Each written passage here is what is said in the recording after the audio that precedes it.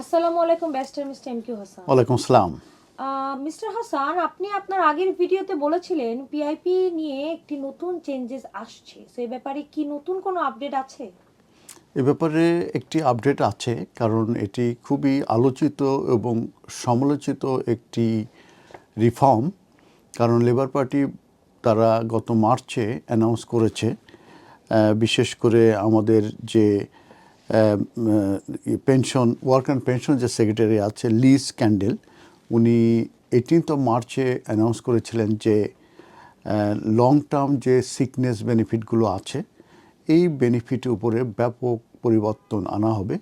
বিশেষ করে পিআইপি যেটা আছে, পার্সোনাল ইন্ডিপেন্ডেন্ট পেমেন্ট, এইটার উপরে পরিবর্তন আনা হবে এবং বিশেষ করে এটার যে অ্যাসেসমেন্ট সিস্টেম এটা চেঞ্জ করে আরও টাইট করা হবে, আরও কঠিন করা হবে এবং ফ্রিকুয়েন্টলি এটা এই রিঅ্যাসেসমেন্ট করা হবে এবং ফেস টু ফেস মূলত অ্যাসেসমেন্টগুলো হবে এবং সেখান থেকে 5 বিলিয়ন পাউন্ড মূলত তারা সেভ করবে, এই ধরনের একটি ঘোষণা তারা দিয়েছিল। এবং এই লেজিসলেশনটা মূলত আর্লি জুনে মূলত পার্লামেন্টে আসবে এবং সেখানে মূলত এমপিদের আলোচনা সমালোচনা ডিসকাশন থাকবে এবং প্রয়োজন হলে ভোটাভুটি হবে এবং সেইখানে দেখা যাচ্ছে লেবার এমপির প্রায় 12 জনেরও বেশি এমপি তারা এটাকে অপোজ করছে এবং তারা এটাকে বলতে চাচ্ছে যে the whole policy is wrong. তারা এই পলিসিটা যে রং সেটাই মূলত তারা বলতে চাচ্ছে এবং এই যে যে পিআইপি যারা পেয়ে থাকে আমরা জানি তাদের ডিসএবিলিটিস থেকে থাকে তাদের এবং সেই কারণেই মূলত এই একটি পেমেন্ট দেয়া হয়। তো এই সেই ক্ষেত্রে দেখা যাচ্ছে যে এই যে চেঞ্জটা মূলত মানে বলা হচ্ছে সেটা হচ্ছে যে তাদের যে lower half of their body তারা ওয়াশ করতে পারে না, এই ধরনের সিচুয়েশন থাকবে এবং এক্সাম্পল হিসেবে বলা হচ্ছে যে তারা no longer will be able to claim PIP.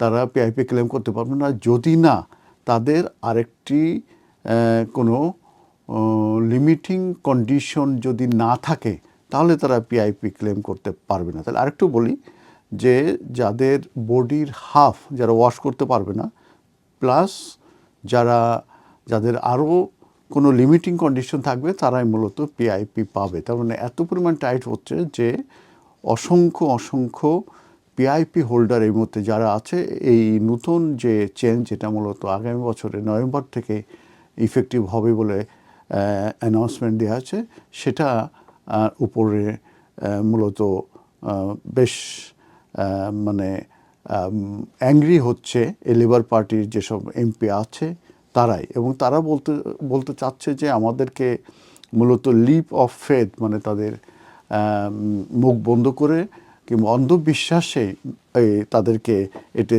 Support দিতে বলছে। তো সেক্ষেত্রে ডানকান জর্ডান বলে একজন এমপি, উনি পুলের, উনি বলছেন যে এটা উনি মানতে রাজি না এবং উনি বলতে চাচ্ছেন যে প্রয়োজন হলে উনি এটার বিরুদ্ধে উনি ভোট দেবেন। তো এটা নিয়ে আসলে বেশ কয়েকজন এমপি, তবে তার একজন এমপি হচ্ছে উনি ইয়র্ক সেন্ট্রালের, ওনার নাম হচ্ছে র্যাচেল মাস্কেল। উনিও মূলত এটার এগেনস্টে ভোট দেওয়ার চিন্তাভাবনা করছেন এবং উনি বলছেন যে এই ট্রেড অফ এটা আমরা মানতে রাজি না। কারণ হচ্ছে যে বাচ্চাদের চাইল্ড পুবার্টির স্ট্র্যাটেজির কারণে আরেকটি মূলত লেজিসলেশন আসছে যেটা তাদের 3.6 বিলিয়ন পাউন্ড তাদের প্রয়োজন রয়ে গেছে।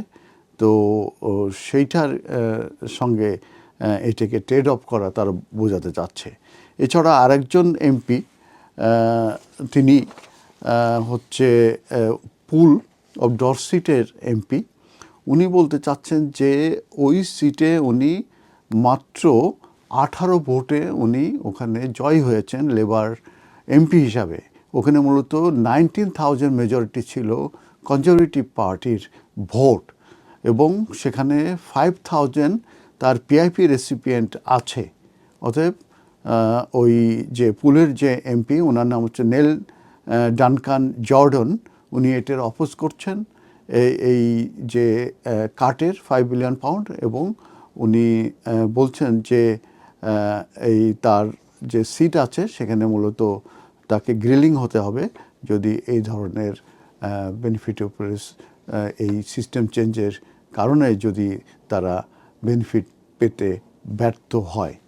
আর আরেকটা জিনিস মূলত বলা হচ্ছে যে অফিস ফর বাজেট রেসপন্সিবিলিটি, তারা মূলত এই ধরনের সিচুয়েশনে তারা একটি রিপোর্ট তৈরি করে। সেই রিপোর্টটা মূলত তৈরি করা হয়নি। সেই রিপোর্টে মূলত অ্যাসেস করা হয় যে এটা কেমন ইফেক্টিভ হবে যদি এই চেঞ্জটা করা হয়, এবং সেই ক্ষেত্রে ইন্ডিভিজুয়ালরা তাদের কাজে ফেরত যাবে কি না, সেই রিপোর্টটা করা হয়নি। সেই রিপোর্টটা করা ছাড়াই এই পরিবর্তনটা মূলত তারা অ্যাকসেপ্ট করতে চাচ্ছে না, এবং তাদের ধারণা যে এটা হেলথ এবং ডেমোগ্রাফি এবং দ্য ইকোনমিক এটার মূলত ব্যাডলি ইম্প্যাক্ট করবে, এবং তারা এই চেঞ্জটাকে কোনোভাবে অ্যাকসেপ্ট করতে পারছে না।